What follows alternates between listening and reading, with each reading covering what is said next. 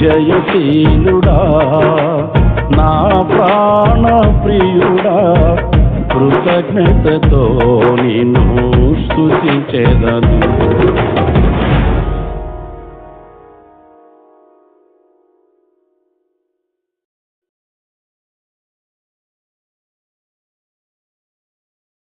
గోధుమ గింజ భూమిలో పడి చస్తే గానీ అది తిరిగి ఎలా మొలకెత్తదో, ఇంతమంది క్రీస్తుని అనుసరించే క్రైస్తవులు మరి పునరుద్ధాన బలం బట్టే వచ్చారు. 40 రోజులు ఆయన కనబడడం జరిగింది.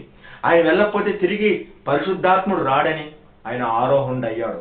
యేసు ఎలాగెళ్ళాడో అలాగే వస్తాడు.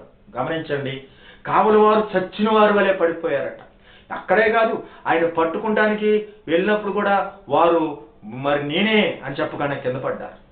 మరి ఆ తెగిపోయిన చెవిని అతికించడం కూడా మనం చూస్తాం.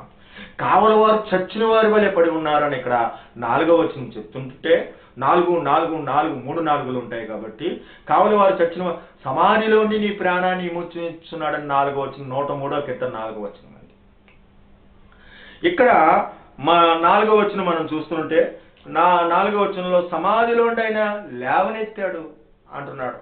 ఇక్కడ కూడా అపరాధంతో చచ్చిన మనల్ని లేవనెత్తాడని 4వ వచనం. 3 చోట్ల మరణకరమైన స్థితిగతులు మనకు కనబడుతున్నాయండి. సమాధి, చచ్చిన వారు, ఆయన చచ్చిన మనల్ని బ్రతికించిన అనేది మరి మరణ స్థితిగతులు 3-4 కనబడుతున్నాయి తేటగా. శుద్ధత అనేది ఆయన మన పాపం బట్టి మనకు ప్రతీకారం. ఇక్కడ నీ దోషములన్నింటినీ క్షమించువాడు, నీ సంకటములన్నీ కుదుర్చువాడు అని చెప్తుండగా 2000 సంవత్సరాల దూరం ఉంటాయి. అయినా ప్రతి వచనం ఇంకా ఈ అధ్యాయంలో కానీ ఆ అధ్యాయంలో 20 వచనాలు ఉంటే 20 వచనాలు టాలీ అవుతాయి. పొద మండుతుంది, పొద కాలిపోట్ల 3వ వచనం. ప్రకాశమైన వెలుగుతో సౌలుకు దర్శనం. మధ్యలో మళ్ళీ మార్కు సువార్త ఉంటుంది. ప్రకాశం ఏంటండి, రూపాంతరము చెందాడు. 3 అధ్యాయాలు తండ్రి కుమార 3 అధ్యాయాలతో చూస్తామన్నమాట. ఈ గుడ్ ఫ్రైడే కూడా అలా చూడొచ్చు, ఈస్టర్ అయినా అలా చూడొచ్చు, రేపు పోయిన వారం జరిగిన మట్టలాదివారం అయినా సరే. ఇతడు నా ప్రియ కుమారుడు, ఇతని మాట ఆలకించడని 7వ వచనం ఉంటే ఇశ్రాయేలు మూలుగులు విని వచ్చాను అంటే సౌలు పక్కనున్న వారు స్వరం విన్నారు కానీ చూడలేదు. హల్లెలూయా, హల్లెలూయా. మీకు అర్థమైందండి? ఐడియా అర్థమైందా? ఎక్కడైనా రెఫరెన్స్లు ఎలా చెప్తారు? 7, 12, 4, 13, 3, 4 ఎలా ఉంటారు. కానీ మనం రెఫరెన్స్ ఇప్పుడు ఎలా చెప్తాం తెలుసా? 4, 4, 4, 3, 3, 3, 2, 2 కలుస్తాయంటే కలుస్తాయి. అలా చూద్దాం. పోయిన వారం కొద్దిగా రుచి పెడతాను. మీరు అడిగినా మీ భోగముల నిమిత్తము అడుగుచున్నారంటే, నా మందిరము నిమిత్తము, నా దేవుని మందిర నిమిత్తము నేను సంపాదించానంటే ఇది ప్రభువు నిమిత్తమని ప్రభువు కావాల్సింది అంటాడు. మీరు పోట్లాడుతున్నారు, యుద్ధం చేయించున్నారు, సంపాదించుకోలేరంటే ఇక్కడ దావీదు నా కష్టస్థితిలో సంపాదించానంటాడు. గాడిద పిల్లను తోలుకుని రండి అంటాడు. అర్థమవుతుందండి? మీ జీవం ఏ పాటిది అని అక్కడంటే నేనే పాటి వాడిని, నా ఇల్లే పాటిది, ఇలా కలుస్తుంటే మాట 14 ప్రతి వచనము అదే అంకెతో కలుస్తుంది. హల్లెలూయా. ఇప్పుడు మొదటగా ఒక వ్యక్తి గాడిద మీద వస్తున్నాడు.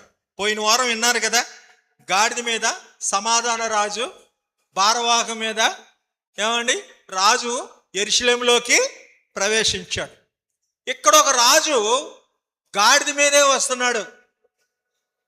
అమ్మా వింటున్నారా? గాడిద మీద వస్తున్న రాజు అవిధీయుడైన కుమారుడు, తండ్రిని తరిమేసిన కుమారుడు. ఎవరో చెప్తారా? గాడిద మీద వస్తున్న కుమారుడు, తండ్రిని తరిమేసిన కుమారుడు, తల్లులతో పాపం చేసిన కుమారుడు. ఎవరు చెప్పండి? అబ్షాలోం. దేవుని స్తోత్రం. ఈ కుమారుడు వస్తూ ఆకాశానికి భూమికి మధ్యన వేలాడాడు. అవునా? పరిశుద్ధుడైన కుమారుడు విడిచిపెట్టకుండా భాగ్యంగా ఎంచుకోకుండా ఏమని తన రాజ్యాన్ని వదులుకొని దేవునితో సమానంగా ఉండుట విడిచిపెట్టకుండా భాగ్యంగా ఎంచుకోలేదు. కానీ ఈయన గాడిద మీద వచ్చాడు. పుట్టుకలో కూడా దోషము లేని కుమారుడు ఆకాశానికి భూమి మధ్యన వేలాడాడు. హల్లెలూయా.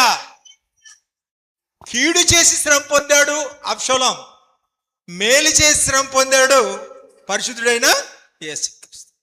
అన్ని నామాల కంటే పైనామంగా ఏమండి ఆయనకి ఇవ్వబడి సమస్త మనుషుల మీద అధికారము ఇవ్వబడింది. దేవుని స్తోత్రం. ఆ అధ్యాయాన్ని మీరు కావాలంటే సమయలు గ్రంథం 19వ అధ్యాయము 19వ అధ్యాయం అండి. 2 సమయాలు 19. దాన్ని ఎడమ చేతితో పట్టుకోవాలి. 3 అధ్యాయాలు పట్టుకోవాలి కదా, ఒక అధ్యాయంతో మనకు అవదు. 2 సమయాలు 19. అలాగే కుడి చేత్తో ఎఫ్సీలకు రాసిన పత్రిక ఎఫ్సీలకు పౌలు రాసిన పత్రిక 2వ అధ్యాయం కుడి చేత్తో పట్టుకోండి. 2 సమయాలు 19వ అధ్యాయం. అలాగే యోహాను సువార్త 19వ అధ్యాయం. కుమారుడు భాగమంటారు, తండ్రి భాగమంటారు, పరిశుద్ధాత్మ భాగమంటారు. దేవుని స్తోత్రం. ఈ 3 అధ్యాయాలు మీరు ఎలాగ చూస్తారంటే చూడండి 12వ వచనం చూడండి. మొదటగా ఇక్కడ బంధం, దూరస్తులు సమీపస్తులండి. నువ్వు కైసరుకు స్నేహితుడువు కాదు. సమయలు గ్రంథం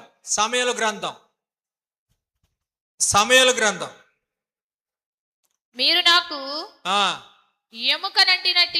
ఎముకనంటియు మాంసమునంటియు సహోదరులై ఉండగా రాజును తోడుకొని రాకుండా ఎముక మాంసం అంటిన సహోదరులంటే నువ్వు కైసరుకు స్నేహితుడు కాదంటే మునుపు దూరస్తులు, ఇప్పుడు అర్థమైందండి. సమీపము, దగ్గరి వారు అనేది అర్థం వచ్చింది కదా. 18వ వచనం చివరి వచనాలు చూద్దాం. ఆయన ద్వారానే ఉభయములు, ఈ ఉభయములు తండ్రి సన్నిధానికి చేరగలేరంట ఆయన ద్వారానే. ఏ ఉభయలు? అక్కడ చూడండి మళ్ళీ యోహాను సువార్తలో, ఆ వైపున ఒకరిని మధ్యన యేసును ఉంచి ఈ ఉభయలను తండ్రి సన్నిధానంలో చేర్చారు అంటున్నాడా లేదా? ఎఫ్సీల్లో ఉందా లేదా? ఉంది కదండి 18వ వచనంలోనే. మరి ఏమైనా 18వ వచనం ఎక్కడ సమయాలు, ఏం సందర్భం, ఆ లోకమే వేరు, అయినా లయ వస్తుంది. 18వ వచనం చూడండి. రాజు ఎదుట యువతల అవతల 2 ఉంటాయండి. యువతలకు నుండి అవతలకు దాటించుటకు పడవ. ఏంటండి పడవ కూడా చెక్కే కదా. దేవుని స్తోత్రం. యువతలను ఒకరిని అవతలను ఒకరిని మధ్యలో యేసుని. ఎఫ్సీల్లో ఉన్నాడు యువకులను తండ్రి సన్నిధానంలో చేర్చ. ఓకేనా? 19 చూడండి. 19వ వచనంలో వచనం యొక్క విలువ చూడండి.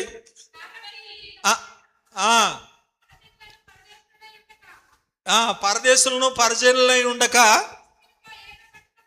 ఏకపట్టణస్థులను దేవుని ఇంటివారే. ఇక్కడ దేవుని పై విలాసము రాసిన మాట అండి. అక్కడ చూడండి 19వ వచనం ఏమంటాడు?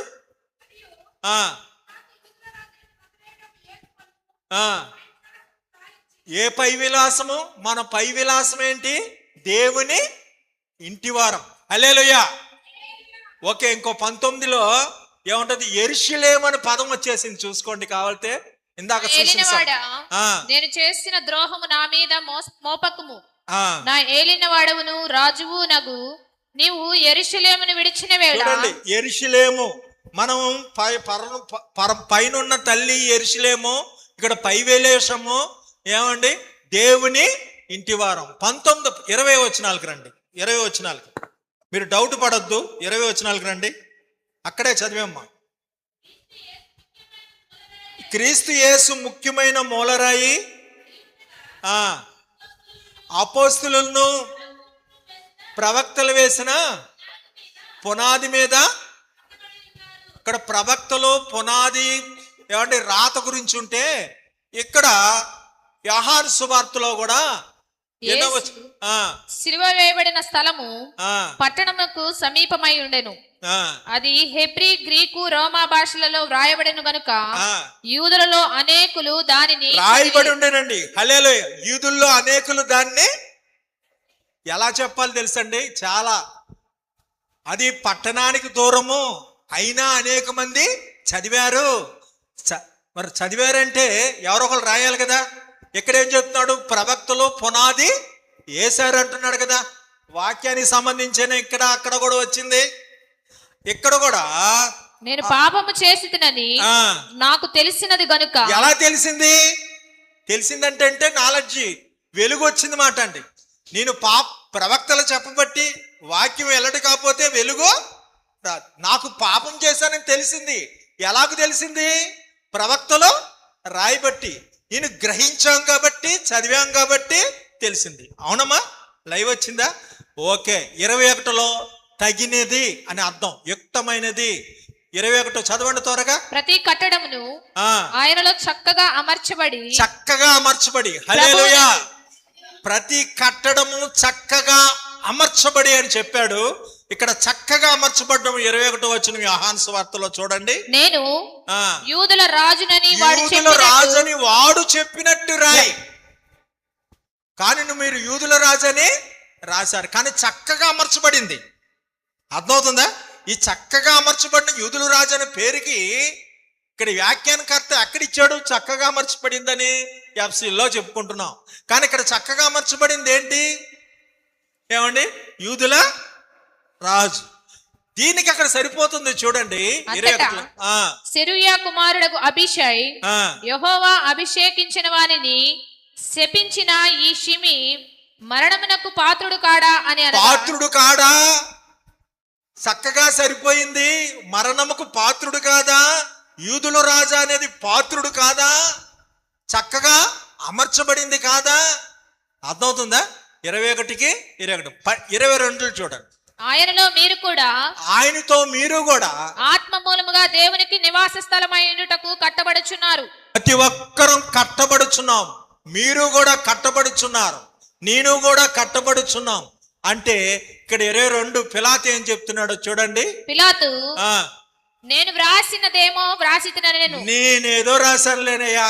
ఏంటయ్యా అలాగ రాశావంటే, నేను రాసిందేదో రాశాను. ఇక్కడ మీరు కూడా కట్టబడుతున్నారు. ఇక్కడ పిలాతు కూడా కట్టబడ్డాడు. హల్లెలూయా. అక్కడ చూడండి. సెరూయా కుమారులారా మీకును నాకును ఏమి పొందు? మీకు నాకేం పొందు? సమయమున మీరు నాకు వాళ్ళతో ఏమంటున్నాడు? దావీదు ఏమంటున్నాడు? మీకు నాకేంటి అంటే, పిలాతు ఏమంటున్నాడు? నేను రాశాను, మీరు కూడా. హల్లెలూయా. అర్థమైందండి? వాక్యము ఎంత ఊహతో రాయబడింది కాదు. అంతెందుకండి, మీరు పిల్లలకి అన్నారు, మీ పిల్లలకు కళ్ళు పెట్టలేదు, మీ చెవులు పెట్టలేదు, ఏమండి? చక్కగా పేగులు మీరు ఇవ్వలా, కానీ గర్భం ధరించారు. అన్ని పేర్చింది ఎవరు? దేవుడు. అలాగే వాక్యం రాయబడింది. హల్లెలూయా. మరి ఒక జంటలోకి వెళ్దాం. ఇది అసలు క్రిస్మస్ ఎలా ఉంటుంది అంటే, కీర్తనలు 2 తీయకండి, ఏం ఊరికిన వదారు. కీర్తనలు 2, లోక 2, పిలిపి 2. నీవు నా కుమారుడువు, నేడు నిన్ను కనియం. 7వ వచనం. తొలిచూలు కుమారుని కని. 7వ వచనం. మనిషిని పోలిగ్గా పుట్టి దాసుని స్వరూపం ధరించి. 7వ వచనం. 3 ఏళ్ళు క్రీస్తు పుట్టికే. 3 ఏడే. 7 స్తంభాలు, 7 ఆత్మలు, 7 సంపూర్ణ సైన్యం. ప్రజలందరికీ శుభార్త. ప్రతి మోకాలు యేసునామమున వంగును. రాత్రి వేళ మందన కాస్తున్న గొర్రెల కాపర్లు. మరణం పొందినంతగా ఆయన కాసుకున్నాడు. దావీదు పట్టణం ముందు నేడు రక్షకుడు మీ కొరకు పుట్టి ఉన్నాడు. ఈయన ప్రభు అయిన క్రీస్తు. అంటే ఇక్కడ యేసుక్రీస్తును ప్రభువుగా ఒప్పుకోండి. కుమారుని ముద్దు పెట్టుకునేటంటే శిశువు పొత్తుగుడ్డలతో అది ఐటెం. అంటే ఒక్క అంశమేమో కలుస్తుంది అనుకున్నారు. మ్యారేజ్ డే, డెత్ డే, ఏ డేకైనా కలుస్తాయండి. హల్లెలూయా. ఇప్పుడు మనము యెషయా గ్రంథం 53 చాలా విలువైంది కదా. మన అతిక్రమల కోసం నలగొట్టబడ్డాడు. మన సమాధానమైన శిక్ష ఆయన మీద వేయబడింది. అతడు పొందిన దెబ్బల చేత మనకు స్వస్థత కలిగి చేయింది. మేము తెలియజేసిన సమాచారము ఎవడు నమ్మెను? తండ్రి ఎదుట లేత మొక్క వలె పెరిగెను. మనుషులు విసర్జించిన వారుగా, చూడనల్లని వాడిగా, వ్యసనాక్రాంతుడిగా అతడు ఎంచబడ్డాడు. ఇదంతా ఏమండి 53 ఎడమ చేతితో పట్టుకొని, ఫిలిప్పీయులకు రాసిన పత్రిక కుడి చేతితో పట్టుకొని, యోహాను సువార్త 1వ అధ్యాయము తెలుసు కదా. ఆదియందు వాక్యముండెను, వాక్యము దేవుని యొద్ద ఉండెను, ఆ వాక్యమే శరీరధారి మన మధ్యకు ఎప్పుడున్నాడండి ఆయన? ఆదియందు. క్రీస్తులో సమస్తాన్ని, అధికారులైన సమస్తాన్ని సమకూర్చుకోవటానికి జగత్ పునాది వేయబడకుందే మనల్ని ఏర్పరచుకొని వీటన్నిటినీ ఏమంటే క్రీస్తులో సమకూర్చుకోవాలని, ఏది విరోధమైన క్రీస్తులో సమాధానపరచుకోవాలని ఆయన శరీరం మూలంగా శరీరం అనే తెరను చీల్చి మనల్ని సమీపస్తులుగా చేశాడు. మనకి ఆయనకున్న అప్పులు దస్తావేజుని చేవ్రాతను తుడిచి వేశాడు. దేవుని స్తోత్రం. ప్రాయశ్చిత్తముగా రక్త ప్రోక్షణ చేశాడు. పాప పవిత్రార్థం పవిత్ర రక్తమాంశాన్ని, స్త్రీ పురుష కలయకుండా వచ్చిన ఈ రక్తం పరిశుద్ధమైనది. ఈ ప్రధాన యాజకుడు తన సురక్తం ఇచ్చాడు. తన భార్యని ఉదక స్నానం చేయిస్తానికి పరిమళ సువాసనగా బలిగా అర్పణగా అప్పగించుకొని ప్రియమైన దేవుని పిల్లల వలె ఉండటానికి ఆయన బలిగా అర్పించుకున్నాడు. మొదటి వచనాలు చూసారా? మేము తెలియజేసిన సమాచారము ఎవడు నమ్మిను? యెహోవా బాహు ఎవరికి వెల్లడి అనేది. ఆది యందు వాక్యమున్నది, వాక్యము దేవుని యొద్ద ఉంది, వాక్యమే దేవుడే. వాక్యం అంటే బయలుపరచును, సమాచారము అంటున్నాడు. అక్కడ క్రీస్తునందు హెచ్చరిక. మొదటిది వెల్లడి, రెండోది సముఖాలు. చూడండి 2వ వచనాలు చదవండి త్వరగా. లేత మొక్కవలెను, లేత మొక్కవలే, ఎండిన భూమిలో మొలిచిన మొక్కవలెను, ఎండిన భూమిలో మొక్కవలే అతడు ఆయన ఎదుట పెరిగెను.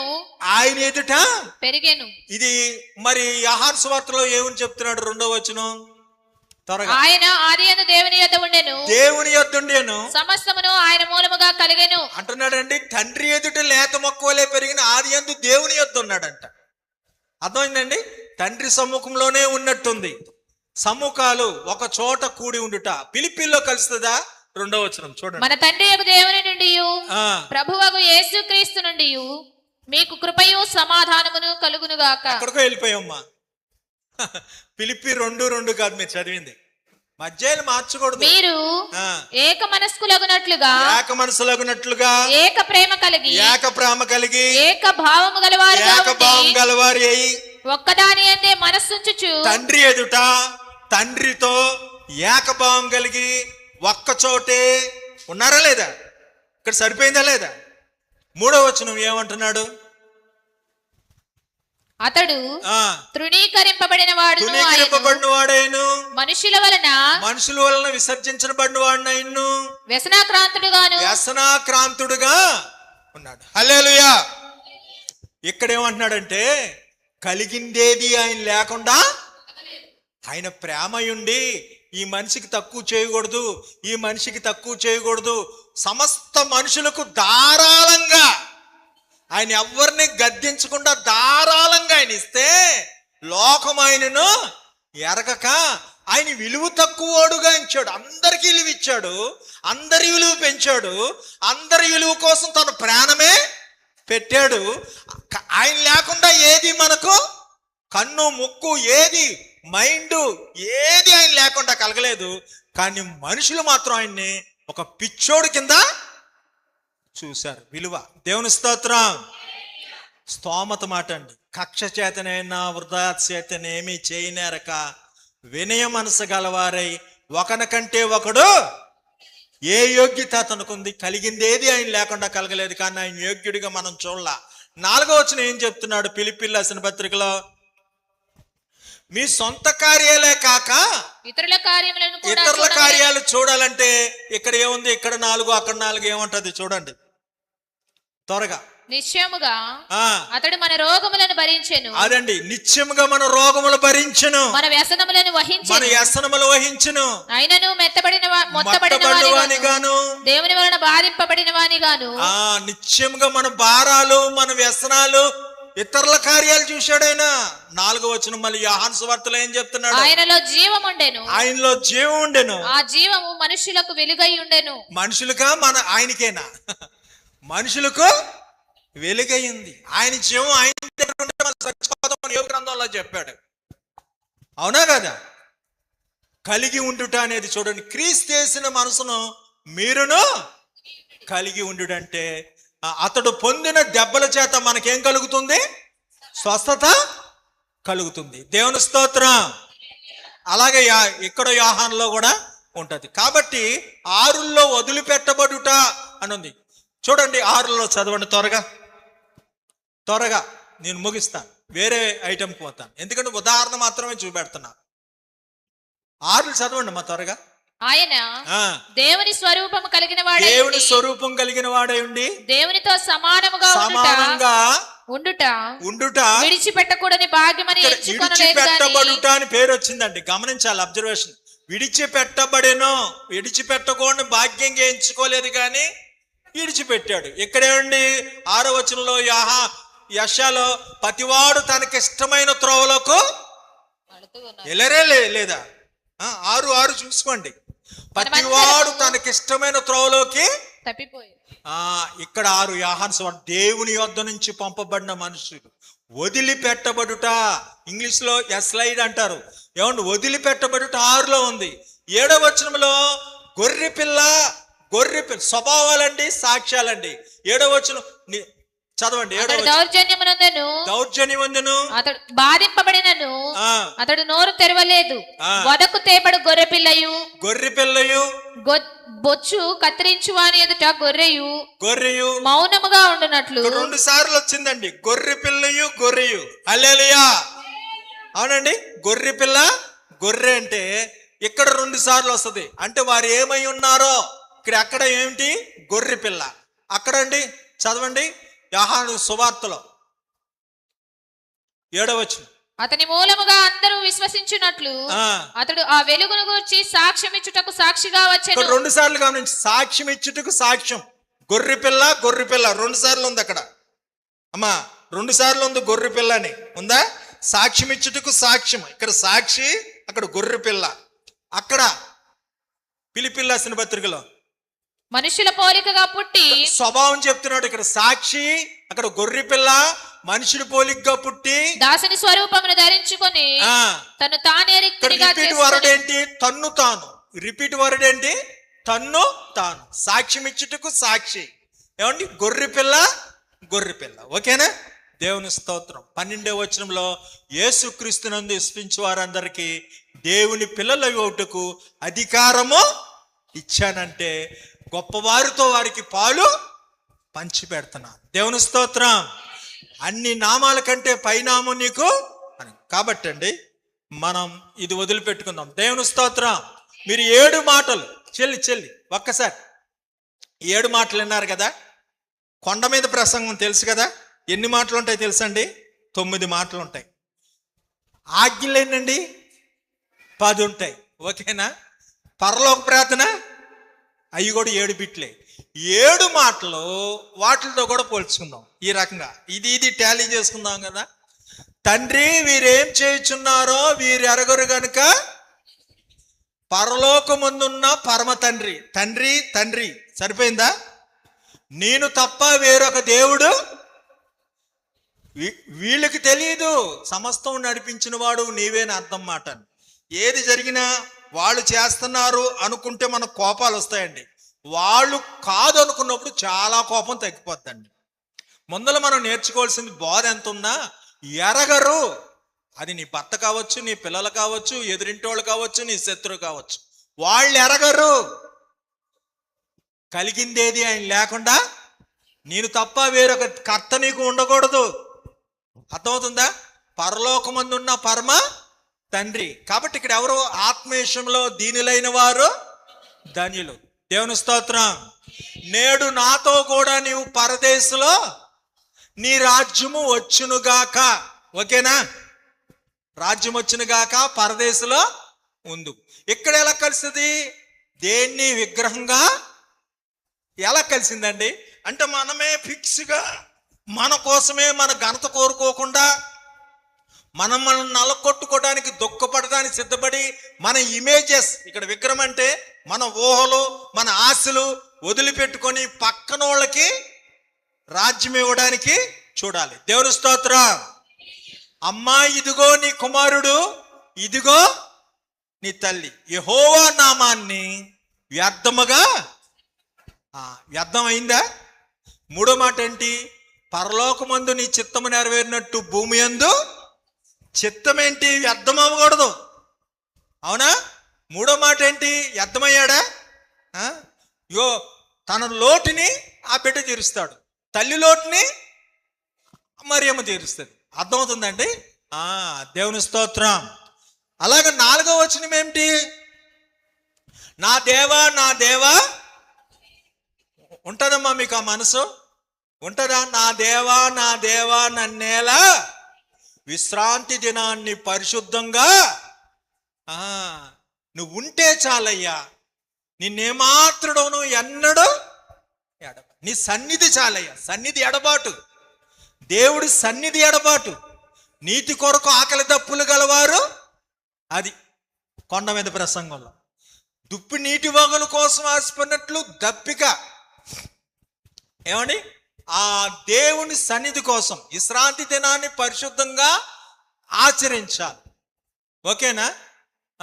ఇంకా చెప్పడం మర్చిపోయి 5వ వచనం అండి. తల్లిని తండ్రిని దప్పిక అంటే ఏంటండి? కోరిక కదా. దయ్యను కోరదగినవి ఏమిటి? తల్లిదండ్రుల మీద దయలేని పుత్రుడు వాడు పుట్టనేమి, వాడు తల్లిదండ్రులను సన్మానించాలి. ఎప్పుడు మనం కోరేది ఏంటంటే దప్పికొనుచున్నానని, ఏమండి, ఇతరుల పట్ల దయ చూపించడం నేర్చుకోవాలి తప్ప దప్పిక, బోల్డ్ దప్పికలు ఉంటాయి. ధన దప్పిక, పాప దప్పిక, పదవీ దప్పిక, రంగురంగుల కూరల దప్పిక. అమ్మురోనుకు దప్పికొచ్చింది, చెల్లి మీదే దప్పికొచ్చింది. అవునా? కాబట్టి దప్పిక అడిగితే వాళ్ళు ఏం తీసుకొచ్చారు? బ్రాందీ తీసుకొచ్చారు. సిసేరా కూడా దప్పిక అడిగితే ఏమండి ఏలు భార్య లోపలికి తీసుకెళ్ళి పడుకోబెట్టి మేకు పెట్టి మనకు అవసరమయ్యేటట్టుగా కొన్ని దప్పికలు ఏర్పడతాయి. నీ చేతనైతే రాళ్ళను రొట్లుగా వాళ్ళ దగ్గర చెప్పుకోకూడదు. ఏమండి? దేవుని స్తోత్రం. యెహోవా సెలవు లేకుండా భోజనం చేసి సంతోషించడం ఎవరికి సాధ్యం? దావీదుకి దప్పికైతే కష్టపడి సైనికులు తెచ్చారు, వాళ్ళు కష్టపడి తెచ్చారని దాన్ని తాగనే వదిలిపెట్టాడు. కష్టపడి తెచ్చినంత మాత్రాన తాగగలమా? సమకూర్చిపెట్టినంత మాత్రాన అనుభవించగలమా? సొలొమోనుకి అన్నీ ఉన్నాయి అమ్మా. సొలొమోనుకి ఎంతమంది భార్యలు, ఎంతమంది లవర్సో, 1000 మంది భార్యలు. వ్యర్థము సమస్తము వ్యర్థం. అవుతుందా తృప్తి? ఆయన యందు విశ్వసించువాని కడుపులోండి జీవజల ఓటలు పడతాయి. అందరికీ దప్పికిచ్చింది. ఈ నీళ్ళు తాగివాడు ఎన్నడో సృష్టిని సృష్టించి జలముల మీద పవలించిన వాడికి దప్పికయింది. 6వ వచనం ఏమండి? సమాప్తమైనది. ఏమండి? 6వ వచనం కొండ మీద ప్రసంగంలో హృదయ శుద్ధి గలవారు లెక్క తేలిపోవాలి. అమ్మా సమాప్తం చేయాలి. క్లియర్గా చేసుకోవాలి. ఎవరికి అప్పుచున్నావో, ఎవరికి దొంగ వస్తువు ఉందో అన్నీ అలాగ హృదయ శుద్ధి చేసుకున్న వారికి ఇతరులను చంపాలని, ఉద్రేక పుట్టే నరహత్య చేయాలని, దూషణ చేయాలని మనసు నాదే తప్పు నాయనని సరి చేసుకుంటే ఇతరులను దూషణ చేసే మనసు కలగదు. దేవుని స్తోత్రం. 7వ వచనము మహిమ ఘనత ప్రభావాలు శోధనలో పడకుండా కీడు నుండి తప్పించు. 6వ వచనం అన్నమాట. జాగ్రత్త పడి అన్ని పరిశీలించుకొని లెక్క చెప్పి సమాధానము శుద్ధి ఇదంతా 6వ వచనంలో ఉందన్నమాట. మహిమ ఘనత ప్రభావాలు నీకే చెందినగా అంటే ఏమంటే వ్యభిచరింపకూడదు, ఎవరిది వారికి అందించాలి. అవునా కదా? ఎవరిది వారికి ఇస్తారా, ఇంకోళ్ళకి జట్ట చేస్తారా? మహిమ ఘనత ప్రభావాలు ఎవరికి? దేవునికి. 7వ మాట అర్థమవుతుందండి. అలాగా సమాధానపరచువారు, అదే 7వ మాట. అర్థమవుతుందండి. కాబట్టి వచనాల్లో ఒక లయ ఉంది, ఒక కొత్త విధానాన్ని నేను చెప్తుంటాను. దయచేసి ఈ గుడ్ ఫ్రైడేలో నేను మీకు ఇచ్చే హెచ్చరిక ఏంటంటే, చక్కటి ఉపవాస ప్రార్థనలు చేశారు అమ్మా, సీరియల్స్కి సినిమాలకి ఉపవాసాలు ఉన్నారా నేను అడుగుతున్నా. మీరు ఉపవాసం ఉండకపోయినా పర్లేదు కానండి, సీరియల్స్కి సినిమాలకి ఉపవాసం ఉండరండి దయచేసి. 23వ కీర్తనలో అంటాడు, మంచి కాపరి తన గొర్రెల కోసం ప్రాణం పెట్టినని. ఏమండి? యెహోవా నా కాపరి, నాకు క్షీర ద్రాక్షలతో సేద తీర్చే ఆయన దప్పికొను వారులారా నీళ్ళ యొద్దకు, శాంతికరమైన జలముల యొద్దకు నడిపించే ఈయన, తన నామను బట్టి నీతి మార్గంలో నడిపించే ఆయన, కేవలం ఉచితంగా కృప ద్వారా రక్షించబడతారు. నీతి వలన అది దేవుని వరమే. దేవుని స్తోత్రం. ఆ వరాన్ని ఆయన పాతాళానికి వెళ్ళి చెరగా తీసుకొచ్చాడట. హల్లెలూయా. శనివారం విశ్రాంతి దినం పాటించాలనేది కూడా, ఈ శుక్రవారం చనిపోయాడు, ఆదివారం లేచాడు, శనివారం ఏమైనా ఉన్నాడా? విశ్రాంతి దినాన్ని కూడా యేసయ్య ఎంత చక్కగా వచనంలో నెరవేర్చాడు. ఎక్కడున్నాడు శనివారం? చెరను తీసుకొస్తానికి. హల్లెలూయా. కాబట్టి మనం ఏమండి, దేవుడి సన్నిధిలో యెహోవా నా కాపరి, నాకు లేమి కలగదంటే